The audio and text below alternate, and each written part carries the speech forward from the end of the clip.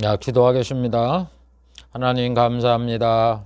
저희를 구원하여 주시어서 천국의 영생복을 바라보며 믿음으로 살게 하심을 감사드립니다. 귀한 이 시간도 하나님의 말씀, 예수님의 말씀, 사도들이 하신 말씀, 선자들이 하신 이 언약의 말씀, 복음의 말씀을 저희들이 생각하며 은혜를 받고자 합니다. 부족한 종에게 성령의 충만한 은혜를 내려 주시어서 이 말씀 잘 깨달아 알게 하여 주시옵시고 또 잘 전달할 수 있도록 은혜 주시고 이 말씀을 듣는 성도들에게도 큰 은혜를 베풀어 주시어서 이 말씀 잘 깨달아 그들의 믿음이 자라는 귀한 양식들이 되게 주시옵소서. 예수님의 이름으로 기도하옵나이다. 아멘. 그래서 전번 시간에 사도들이 예수님처럼 이 천지 만물에 있는 일, 또 하나님이 행하시는 모든 이런 다스리는 통치에 나타난 이런 일들을 보면 이런 것들이 바로 복음이다라는 것을 살펴보았어요. 그래서 아담 시대에 있었던 일, 노아 시대에 있었던 일을 살펴봤는데 오늘도 전번 시간에 이어서 신약 사도들이 만물을 어떻게 해석했는가에 대해서 한번 성경을 중심으로 살펴보기로 하겠습니다. 223번째 복음인 성경 13번째 시간이고 이 두 번째 언약적 관점에서 보면 2단 11번째 시간이고 그 다음 6번째 예수님과 신약의 종들이 말씀하신 예표 모형 비유와 그 뜻 4번째 시간이고 그 다음에 2번째 신약 사도들의 해석 3번째 시간입니다. 그래서 이 신약의 사도들과 주의 종들 이런 종들은 이 모세 언약에 있었던 일, 모세 시대에 있었던 일을 어떻게 해석하느냐라는 것을 한번 살펴보기로 하겠습니다. 먼저 이 모세 시대에 홍해 이적을 경험하고 이스라엘 백성들이 구름 기둥 아래 거한 일이 있었는데 이것을 뭐라고 바울은 해석을 하느냐 하면 세례 모형이다 라고 이렇게 해석을 해요. 고린도전서 10장 1절부터 2절 형제들아 너희가 알지 못하기를 내가 원치 아니하노니 우리 조상들이 다 구름 아래 있고 바다 가운데로 지나며 모세에게 속하여 다 구름과 바다에서 세례를 받고 이렇게 말씀을 해놨습니다. 그러니까 참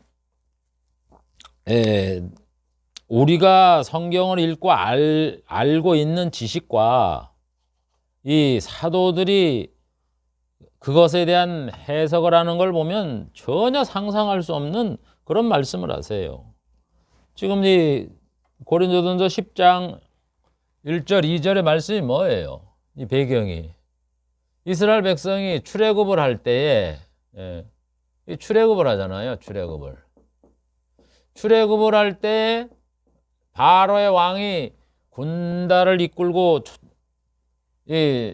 자기들을 죽이려고 왔기 때문에 이 하나님이 홍해 이적을 통해서 이스라엘 백성을 구원하고 바로의 군대들을 전부 다 수장시키잖아요.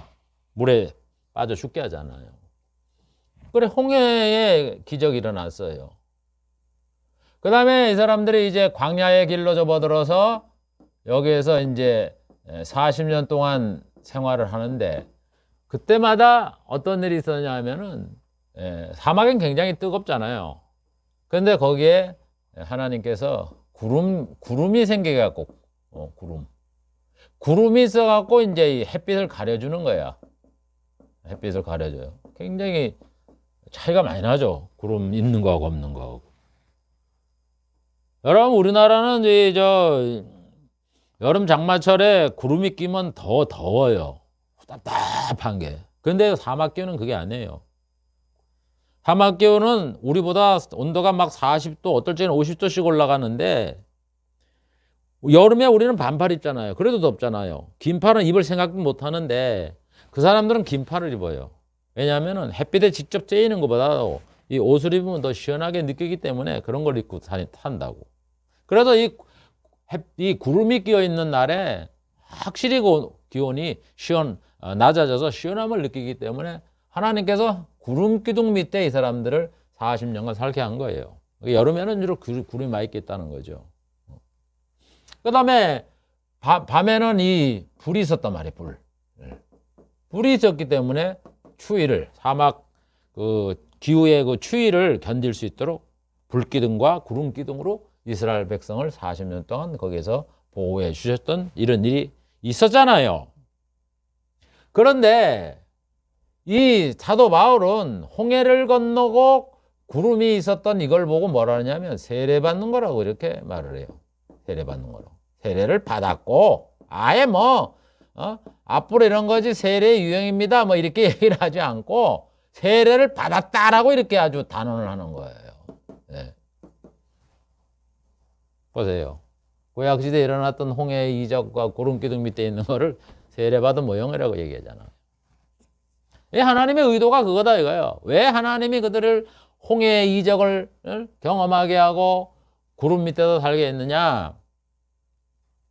문자적으로 보면은 이 군사들이 쳐들어오니까 죽음에서 건지는 것이고, 광야에서 건지면 뭐합니까?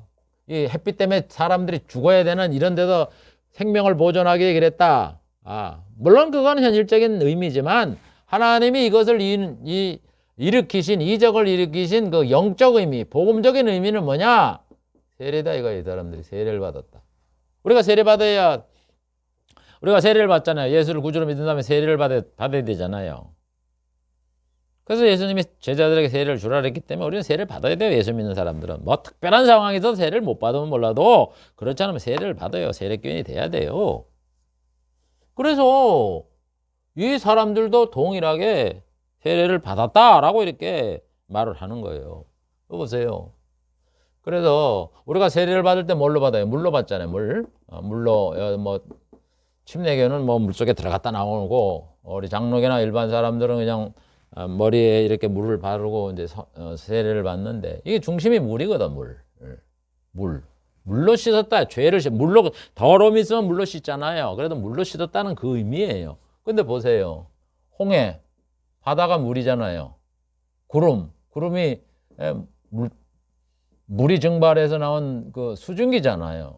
그러니까 다 물에 공통점이 있는 거야. 그렇기 때문에 하나님께서는 이걸 사람이 앞으로 물로 세례를 받을 건데 죄를 씻으면 물로 씻으니까 물에 세례를 받을 것인데 그러니까 물을 갖다 찍어 바르는 것도 우리가 죄를 씻었다는 거예요. 물로 씻었다 이거예요. 죄를 용서해 준다.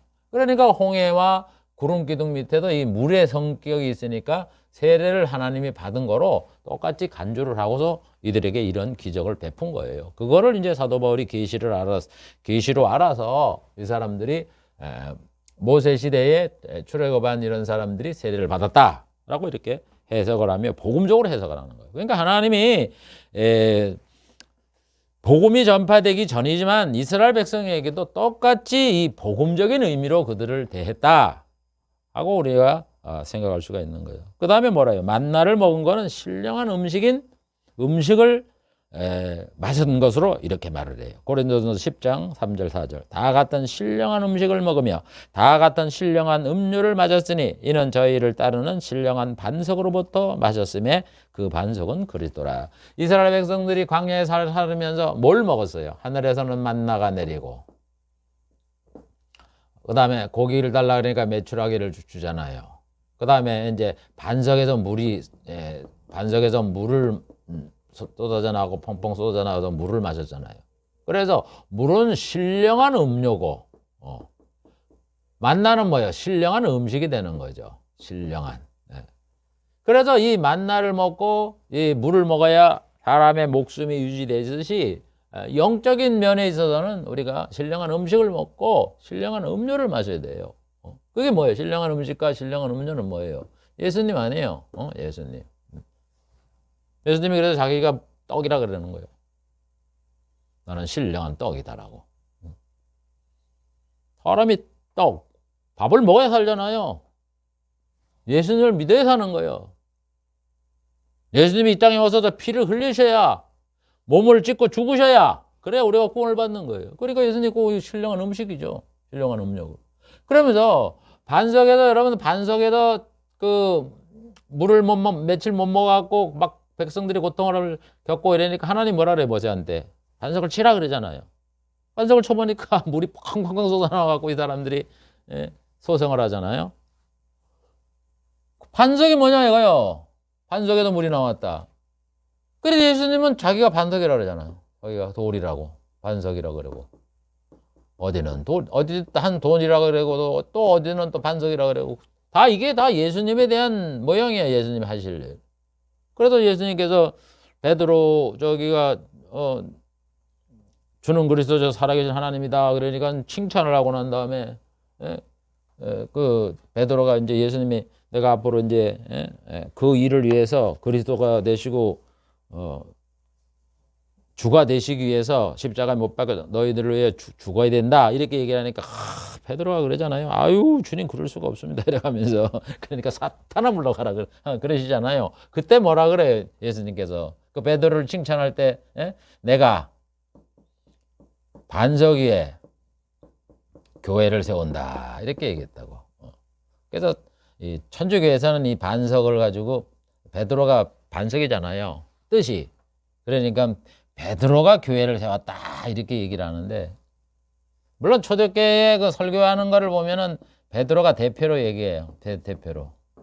그 옆에 11사도가 있고 그 다음에 베드로가 앞에 서서 설교를 하잖아요. 그게 3장에 사도행전 3장에 기록이 돼 있잖아요.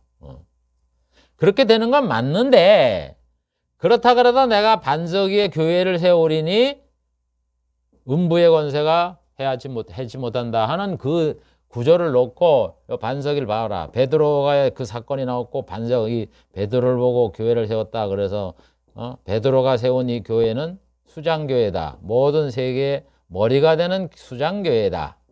그래가지고는 그 교회의 이 당회장이죠. 우리 개신교 당회장이 바로 교황이잖아요. 그래가지고는 베드로가 세운 교회 그래서 교황 이렇게 나가는 거야. 이게 얼마나 거짓말 같은 소리인가. 내가 한번 질문할게요. 예수님이 분명히 그랬잖아요. 반석의 교회를 세운다 그랬는데 그럼 베드로가 교회를 건물을 세운 거를 얘기를 하는 거예요 지금? 그러니까 이 천주교인이나 이걸 주장하는 사람들은 외형적인 것만 생각해. 외형. 교회만 외형적인 예배당만 생각하나. 예배당.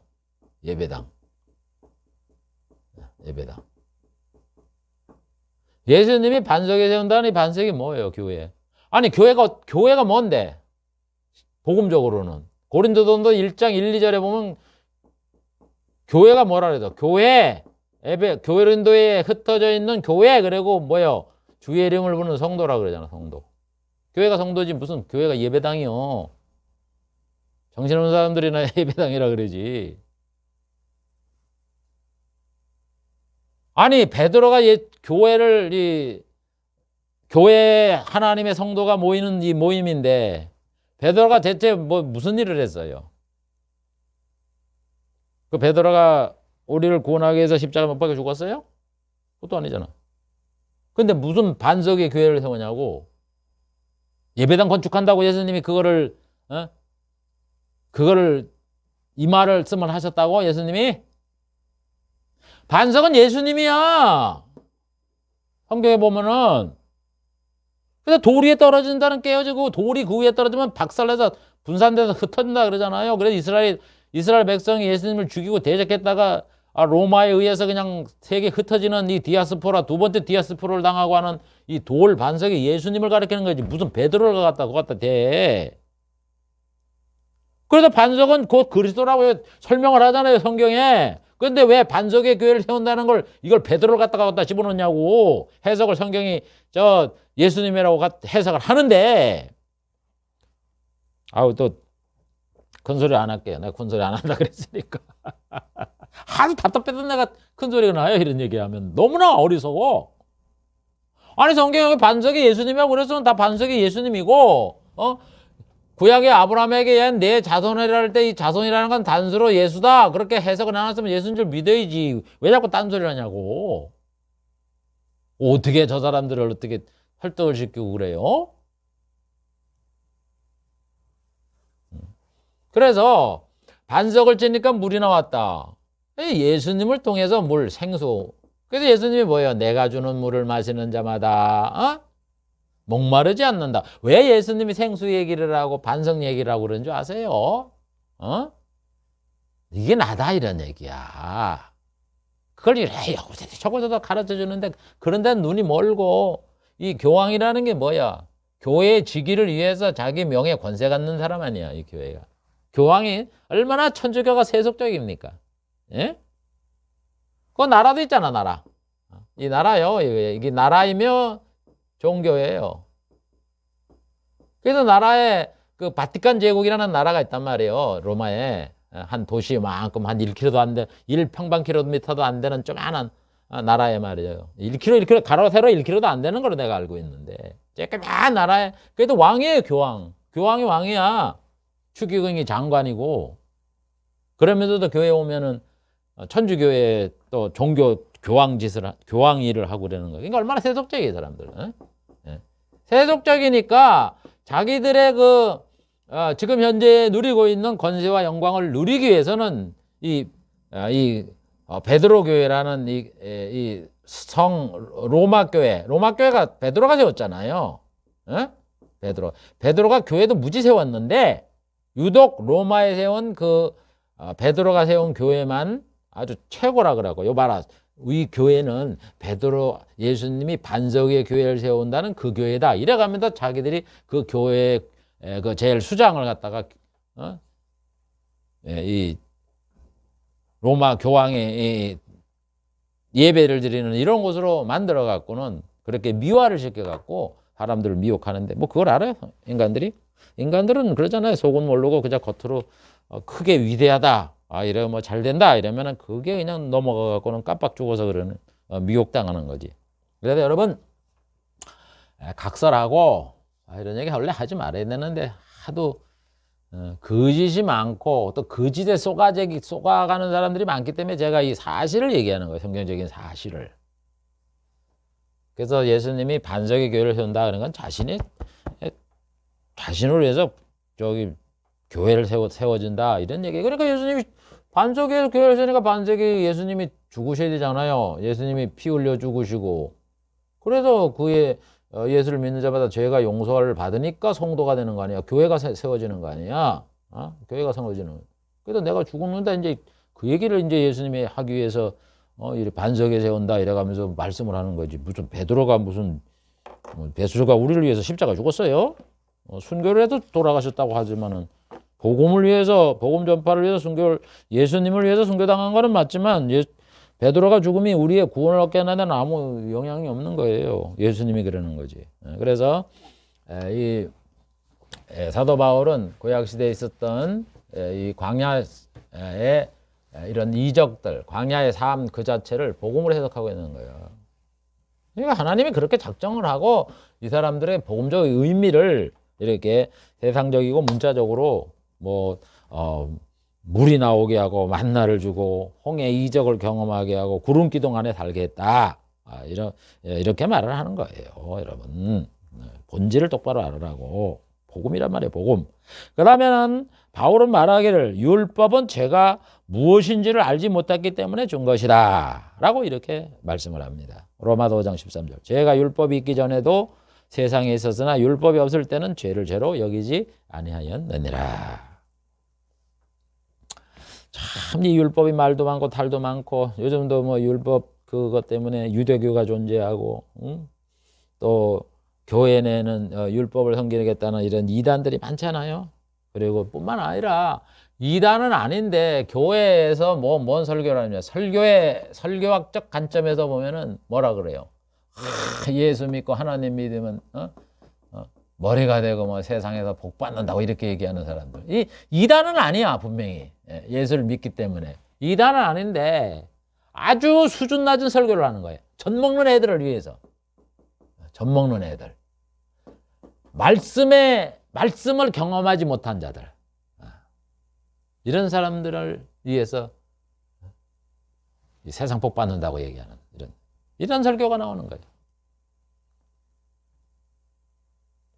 율법을 바로 이해를 못해서 그래요. 왜? 이 사람들이 주로 세상복 얘기하면 어디 본문이 어디야 다 신명기 28장. 그 다음에 세상에 보면은 다윗의 복 받은 거 아브라함의 복 받은 거 맨 구약이거든. 구약. 신약에서는 잘 안 꺼내도 왜? 신약은 예수님이 그 한 말 별로 없어요.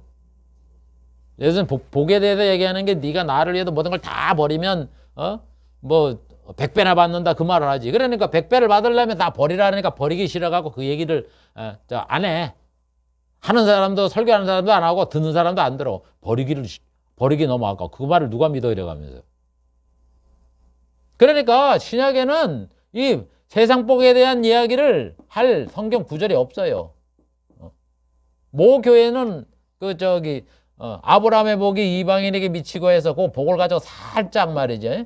그걸 세상복이라고 미화를 시켜갖고 이렇게 설교를 하는 거, 하는 경우는 있어요. 그러나 보편적으로 보면 신약에는 예수를 믿으면 세상 복 받고 이런 얘기가 없어. 원래 안 해, 잘. 하나님이. 예수님이. 그러니까 맨 구약 거려드리는 거예요. 그러니까 구약을 뭔지 이해를 못해서 그런다니까? 그래서 보세요. 율법을 이해 못하니까 신명기 28장이 하나님을 믿으면 복 받는다고 설교하는 거야. 어리석어도 보통 어리석은 거지. 거기 하나님 신명기 28장의 조건이 뭐예요? 내가 내게 명하는 말씀을 내가 명하는 무슨 말씀이야? 모든 말씀이라고. 100%다 지키라 이 얘기요. 그걸 지키면 내가 복을 주겠다는 거지. 그렇게 하면 세상 복 받아요. 근데 그렇게 할 수 있어요? 근데 이거 100%를 대신 다 못 지키면 어떻게 되는 거야? 저주받는다. 그러니까 율법에 가입하고 할례를 받으면 저주받게 돼 있는 거예요.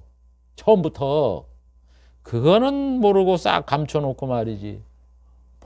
신명기 28장 갖다가 구절 놓고 설교하는 거 보면 참 용감해. 그래서 율법의 본질이 뭐냐? 제가 강의에 너다지 얘기하잖아요. 율법이 뭐냐? 죄를 깨닫게 해서 준 하나님이 죄를 깨달으라고 준 것이다 이거예요. 그럼 율법을 왜 줬느냐?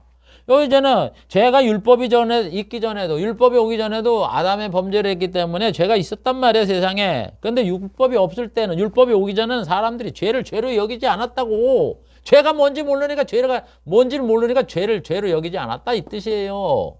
그러니까 아담이 범죄해서 뭔 사람이 죄인이 됐는데도 불구하고 아직까지 세상에 하나님이 율법이 이게 죄다 이런 걸 안 가르쳐 줬기 때문에 사람들이 죄를 몰라. 살인을 해도 죄인지도 모르고 간음을 해도 모르고 이렇게 아주 방탕스럽게 살았다 이런 얘기예요.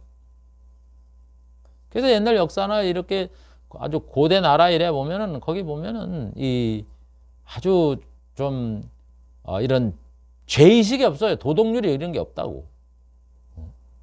그거 보면. 그러니까 가인이 아들 아벨을 때려 죽이는 거예요. 동생을. 아벨을. 죄의식이 없으니까. 죽이는 게 죄인지를 모르니까. 하나님을 시기하니까 시기하는 마음이 생기니까 그냥 죽이는 거야. 죄인지도 모르고. 그래서 하나님께서 인간들에게 예수를 믿게 하려면은 죄가 뭔지를 가르쳐줘야 되겠다. 그래서 율법을 주는 거예요. 이게 죄다. 그래갖고 너 지켜봐라 이거야. 지켜보면 뭐 어떻다는 거예요? 지켜보니까. 갈수록 자기가 이걸 못 지키는 죄인이로구나. 이거를 깨닫게 되는 거예요. 갈수록. 배울수록. 그전에는 10계명만 배워서 10계명만 지키니까 한 몇 개 빼놓고는 다 지키는 것 같아. 그러니까 괜찮은가 보다 그랬더니 계명이 10계명만 있습니까? 600몇가지인가 있다며? 하라 하지 마라 이런 것들이. 그걸 다 알면 어떻게 그걸 지킵니까? 그래서 결국 이 율법이라는 건 율법 안에서 생활을 하는 것. 다시 말해 율법을 다 지켜서 의를 얻겠다고 생활하는 사람들은 실망으로 끝날 수밖에 없는 게 율법이에요. 왜 그러냐? 율법을 통해서 그걸 다 지켜서 의를 얻는 게 아니에요. 바울이 얘기하듯이 율법을 지켜서 네가 못 지키는 죄인인 줄 알아. 어떻게 하라는 거야? 죄를 용서해 줄 예수를 믿고 하나님이 주신 구세주 예수를 믿어서 죄사함을 받고 영생을 얻어라. 그게 바로 이 율법을 준 목적이라고 이렇게 말하는 거예요. 그러니까 이 서기관과 바리새인과 제사장들은 왜 율법을 고수하려고 그러느냐. 율법 속에서 자기들 대제사장과 서기관과 바리새인들이 굉장한 현실적인 물질적인 육체적인 이익이 있거든. 권세가 있죠. 명예가 있죠. 돈이 있죠. 이걸 누리니까 율법을 악착같이 지켜나가려는 거야. 다 여러분 이 세상에 교회 뭐 세상 사람들은 내버려 두고 뭐 그건 뭐 당연히 그렇고 교회라는 이런 명칭을 가지면서도 주의 일을 하면서도 어떤 이익 때문에 주장하는 게 얼마나 많은지 아세요? 교회 운영하면서 목사들도 그렇고 교단도 그렇고 총회장도 그렇고 특히 정치하는 사람들은 더해. 정치하는 사람들. 그래서 여러분들 정치하는 목사 밑에 가서 신앙생활 하지 말아요. 뭐 우리 목사님이 누군지 알아? 당회장님이야. 교회 총회장이야. 그래갖고는 거기에 우리는 총회장 밑에서 다니는 교회 교인이야. 이래가면서 어깨에 힘주는 사람들. 그런 사람들이 애기 같은 사람이지 뭐야. 참나. 정치하는 사람들은 나 생각이 그런데 빠져 있는 사람이요. 여러분 정신 차리셔. 그 사람들이 당회장 됐다 그래갖고 총회장 됐다 그래갖고 작은 교회 와서 섬겨요? 대접받지? 예수님이 누가 높은 자라 그랬어요? 섬기는 자라 그랬어요? 섬김을 받는 자라 그랬어요? 섬기는 자라 그랬죠. 그러면 높은 지위에 총회장한 지위에 올라갈수록 여러분 그 사람들이 낮은 사람들 성도들 뭐 직계서 섬긴다는 거야. 발도 씻어주는 걸 얘기하는 거예요. 예수님은 그 사람들이 여러 번한테 발을 씻어주고 그래요. 청소해주고 밥해주고 설거지하고 안 하지. 예수님은 그거 섬기라는 거예요. 그렇게 해요? 시키지? 그게 제대로 된 거냐고. 성경적으로. 그런 사람을 위하고 목사님은 우리 목사님은 총회장이야.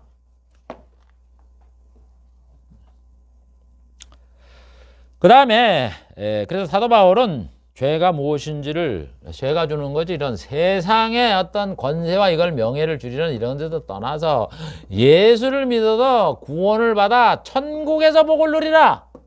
이런 영적인 관점에서 율법을 바라보았다 하는 걸 우리가 알아야 돼요. 그 다음에는 하나님이 모세에게 언약하신 모세와 같은 선지자가 예수님이라고 이렇게 말씀을 해요. 이건 사도 베드로가 얘기를 하는 거예요. 사도 베드로.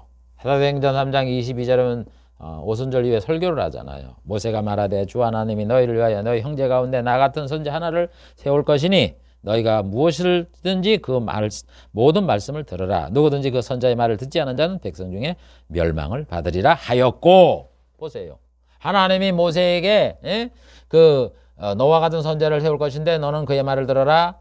그 말을 안 듣는 자는 내가 벌을 준다고. 모세가 분명히 사도행전 18장 15절 이하부터 보면은 말씀을 했거든요. 말을 했고 모세가 내어겠다는 그분이 누구라는 거예요? 예수님이라는 얘기예요. 근데 왜 예수님을 너희들이 알지 못하고 십자가 못 박혀 죽였느냐? 지금 그 설교를 하고 있는 거예요, 베드로가. 그러니까 베드로도 정확하게 하나님이 모세 언약을 할 때 두 가지 율법을 주면서도 아울러 예수님에 대한 소개를 했다는 것을 분명히 말하는 거예요. 그 다음에 스데반 집사님도 사도행전 7장 37절에 그래요.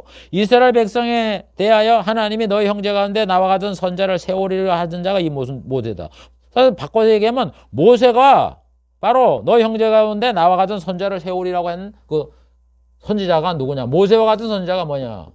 그 뒤에 나오잖아. 너희가 의인을 죽였고 이래가면서 살인한 자다 그랬잖아. 그 선지자가 의인은 예수님이야. 지금 스데반 설교가 지금 그 얘기예요. 그 핵심이. 지금 그러잖아. 모세가 예언한 선지자. 모세가 예언한 너와 같은 선지자. 그 선지자를 너희가 죽였다 이거예요. 그거 의인이고 성경에 얘기한 그리스도고 구약에 모세와 같은 선지자이고 또 아브라함의 너의 씨고 그 다음에 다윗의 몸에서 날짜고 그분이다 이거예요. 그분을 의인을 잡아 죽였다고 그래. 저기 스데반 얘기잖아요. 그래 순교당하는 거예요. 다 이와 같이 베드로든 저기 바울이든 또 스데반 집사님이라도 다 구약의 걸 알아가고 구약에 예언한 예수님, 그분이 구약의 예언을 받은 하나님 보내주겠다는 구주인데 그걸 갖다 너희들이 십자가에 못 박여주겠다고 다 이렇게 얘기를 하는데 그게 뭐예요? 구약에 있었던 모든 일들이 다 이 복음이다. 복음에 대한 예언이다. 이런 얘기 언약이라는 것이. 그 다음에 보면 이 율법을 받을 때에 그 시내산에서 봤잖아요. 창세기 출애굽기 19장에 나오네요. 창세기가 아니라 19장 20장에 보면은 그 모세 보고 올라오라 그러면서 그 시내산 위에서 뭐 그냥 뭐 번개가 번쩍거리고 말이죠. 천둥이 나고 뭐 무섭잖아 그래하고 그때 보면은 막 그냥 진동을 하잖아. 진동. 그래갖고 무서워갖고 백성들이 죽을까봐 무서워갖고 아유 모세 당신이 올라가고 하나님 앞에 그 말씀을 듣고 내려오면 우리가 그 말씀을 전하는 말씀을 듣겠습니다. 아유 우리가 하나님을 만나갖고 이렇게 들으려 그러니까 지금 하나님이 아직까지 말씀도 안 했는데도 우리가 이제 막 그냥 막 산에는 막 그냥 불기둥이 있고 막 저렇게 돼서 우리가 죽을까봐 겁이 나니까 당신이 올라가서 들으세요. 하나님이 말씀하지 못하게 하옵소서. 이래갖고 올라가갖고는 하나님 말씀을 듣고 그 돌판에 써갖고 내려오는 거 아니에요. 엄청난 진동이 있었단 말이에요. 그거를 히브리서 저자가 인용을 하면서 뭐라 그러느냐. 히브리서 12장 26장 27절. 그때는 모태시대 얘기하는 거예요. 그 소리가 땅을 진동하였거니와. 그 출애굽 19장 봐보세요. 그때는 그랬는데 이제는 뭐냐. 내가 또 한 번 땅만 아니라 하늘도 진동하리라 하였느냐. 앞으로 미래에 땅만 진동하는 게 아니라 하늘도 진동한다 이런 얘기예요. 그럼 땅만 진동하도 사람이 죽고도 겁을 나는데 하늘까지 진동하면 어떻게 되겠어요? 말할 수 없는 하늘. 이게 대환란이야.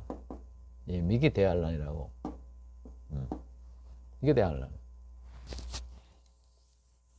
여러분 우리가 구약시대 가장 크다고 얘기하는 이 노아홍수. 노아홍수도 땅에만 영향을 미쳤지 하늘이 진동하진 않았어요. 대환란은 하늘이 진동해요. 하늘의 별이 떨어지고 해와 달이 빨개지고 막 검해지고 이런 일이 생긴다 이런 얘기요.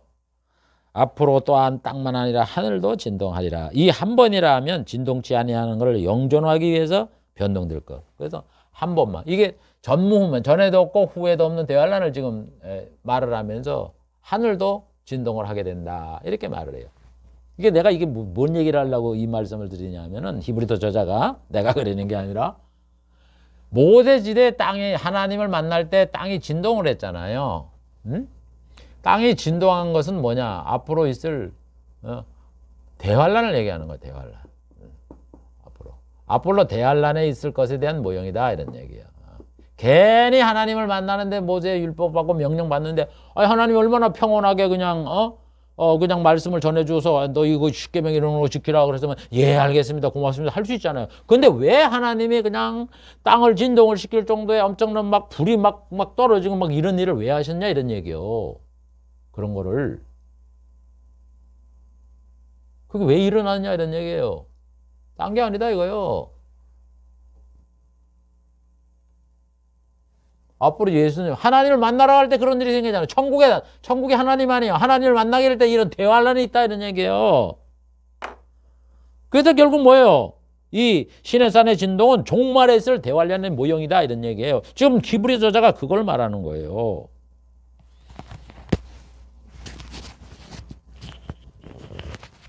모세가 시내산에도 율법을 받을 때 소리가 하나님의 그 소리가 땅을 진동하였는데 이 현상이 당시에만 일어날 일일 뿐만 아니라 앞으로 세상 끝에 천지가 진동되게 된다는 예표라고 지금 히브리서 저자가 말하는 거예요. 이렇게 하나님은 모든 구약시대에 일어날 일이 앞으로 신약시대에 일어날 일이라는 걸 미리 보여주는 거예요. 미리 홍해를 건너가서 세례를 받게 하고 구름기둥이 있어서 세례를 받게 하고 출애굽을 함으로써 마귀의 모형인 그 바로 왕으로부터 구출을 받아서 영혼의 자유를 누리게 하고 이런 것들이 다 구약의 이 신약에 있는 모형이란 말입니다. 복음의 모형이에요 다.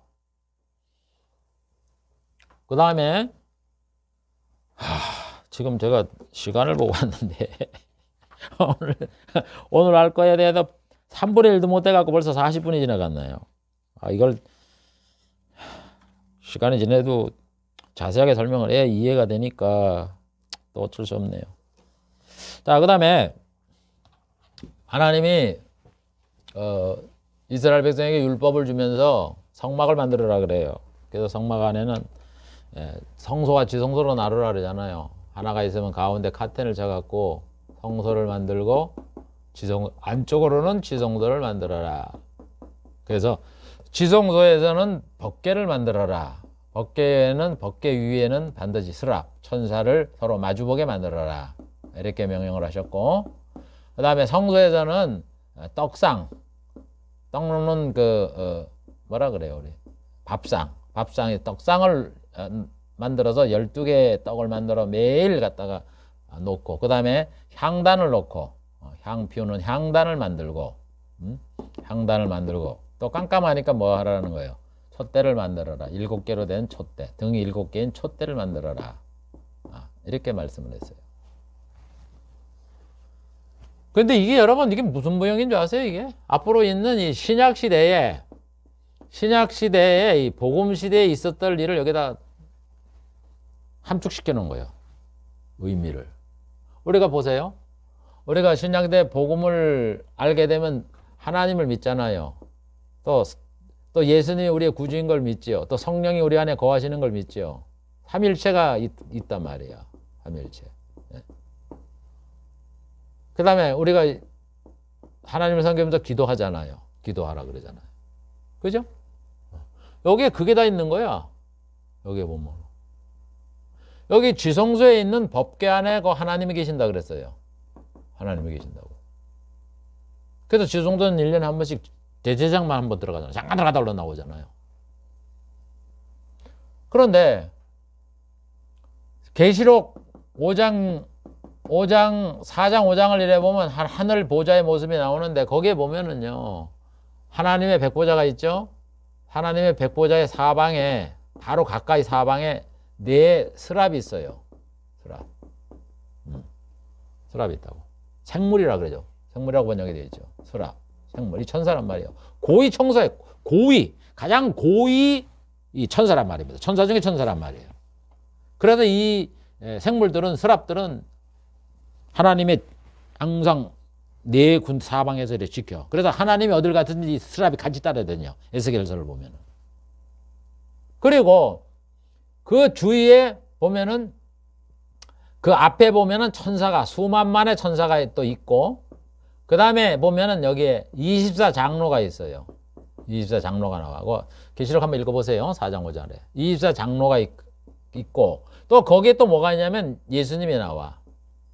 예수님이 나오고 그 다음에 그 성령이 나와요. 이 성령이 거기에 나온단 말이에요. 4장 5장에 보면은 불로 나오잖아요. 불로 표현해 갖고. 그래서 이 모습과 동일하게 그걸 모형으로 잡아갖고 지성소를 만들어라는 거예요. 그래서 여러분 법궤 위에 그 천사 둘이 이렇게 마주보게 있는 건 바로 그 하나님의 계신 이 하늘나라에 천사가 보유하는 이 모습을 갖다가 여기 본떠 놓은 거야. 그 앞에다. 그러면서 이 촛대는 뭐냐? 촛대는 뭐예요? 기름 가지고 불 밝히는 거 아니야. 그럼 기름이 누구의 상징이야? 성령 아니야, 성령. 기름이. 기름 부음이 넘친다, 성령. 그래서 성령이 계시다는 거고. 떡이 누구예요? 예수님 자기가 떡이라 그랬잖아.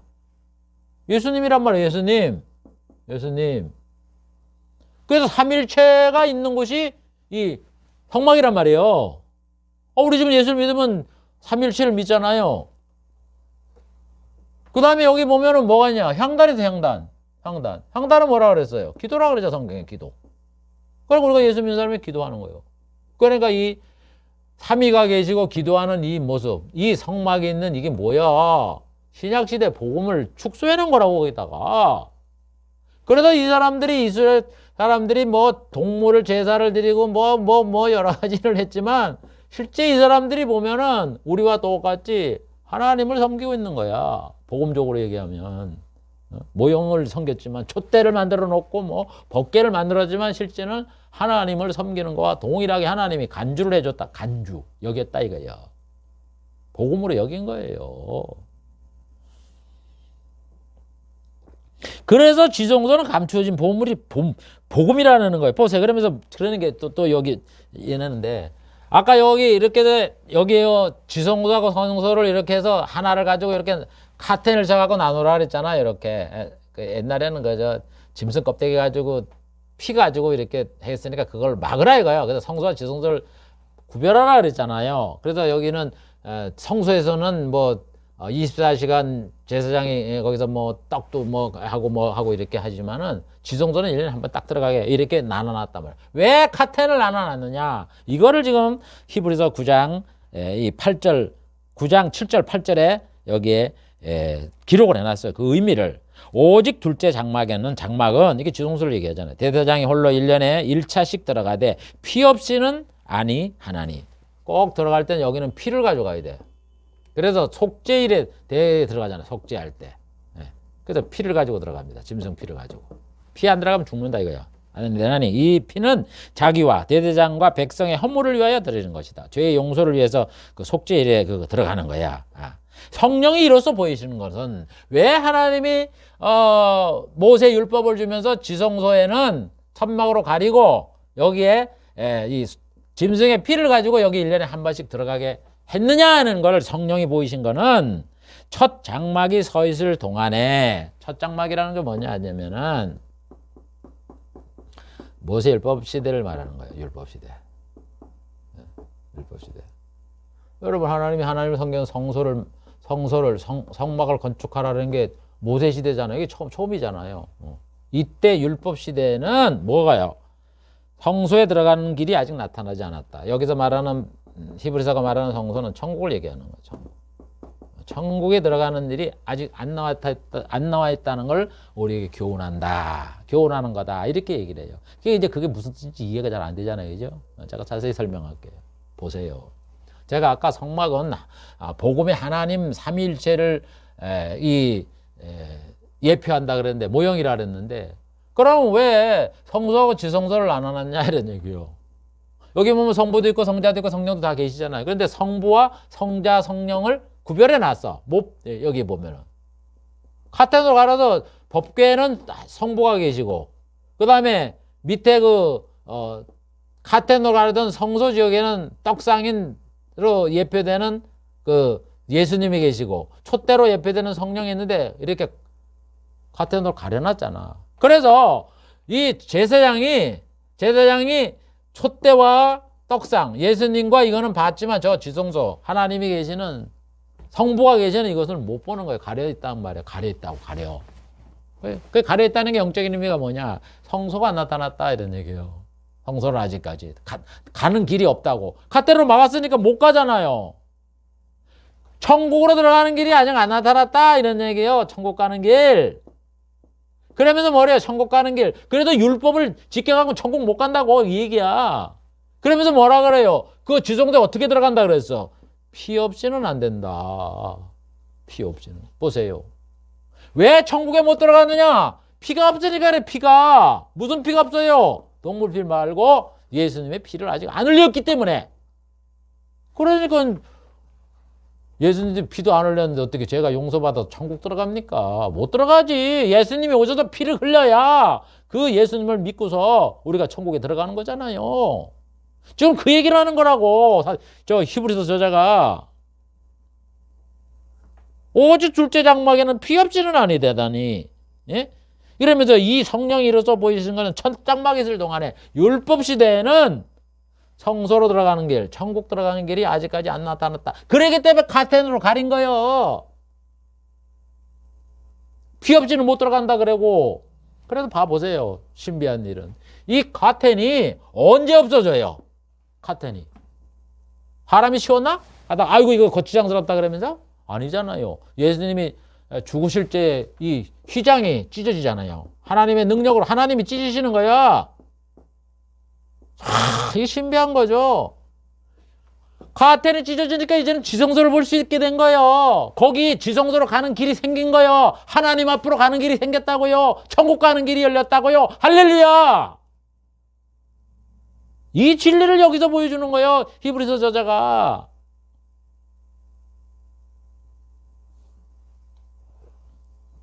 그런데도 이걸 모르고서 율법을 지키려고 그러고 구원을 받으려고 그러고 그러니 그걸 또 지켜야 된다고 앉아서 세상복이라고 얘기를 설교를 하고 이러니 참 너무 몰라도 어지간히 몰라요. 제가 참 답답한 거를 답답하다고 얘기를 안 하죠. 저도 이걸 몰랐을 때 진짜 내가 답답한 사람인지 알아서 이제 깨닫고 나니까 야 이런 것도 모르고 목사라고 성경한다고 그랬구나 이런 생각이 들어가요.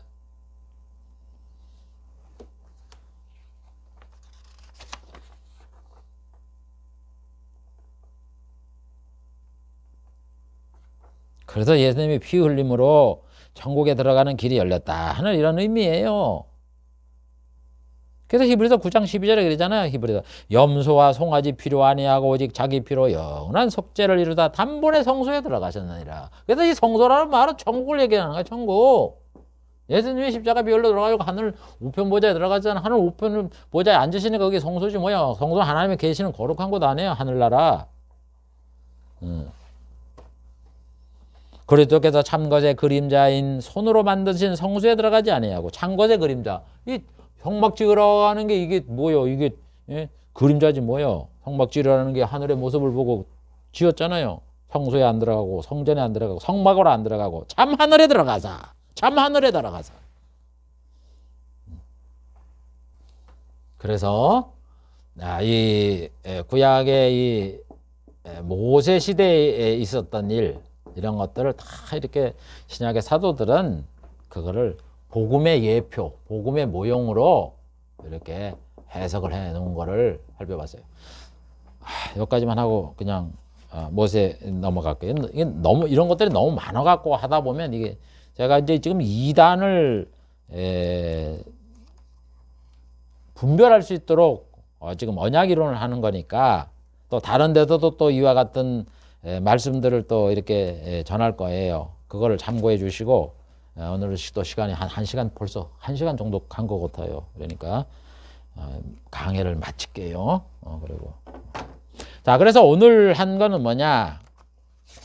하나님은 목적이 있어서 세상의 만물을 만들어 놓고 각 시대마다 하나님이 말씀을 했는데 그것에 대하여 예수님과 이 신약에 있는 사도들 또 신약 성경을 지은 저자들 또 주의 종들은 다 이걸 복음으로 이거를 해석을 했다 하는 것을 살펴보았어요. 그래서 모세 시대에 일어난 일들을 어떻게 복음적으로 해석했는가 그거를 오늘 살펴보았습니다. 그래서 이와 같이 여러분 세상에 일어나는 인물이나 무슨 사건이나 뭐 이런 것들 이정이나 뭐든 이런 율법의 조항이나 모든 것들이 다 복음의 모형 보여. 하나님은 온전히 예수를 통해서 천국을 건설하겠다는 이거를 내가 지금 구약 시대에도 내가 설계도를 내가 만들면서 너희들에게 보여주고 있다 하는 그런 심정으로 이 구약을 하나님이 통치하시며 섭리를 하셨던 것을 우리가 잘 알고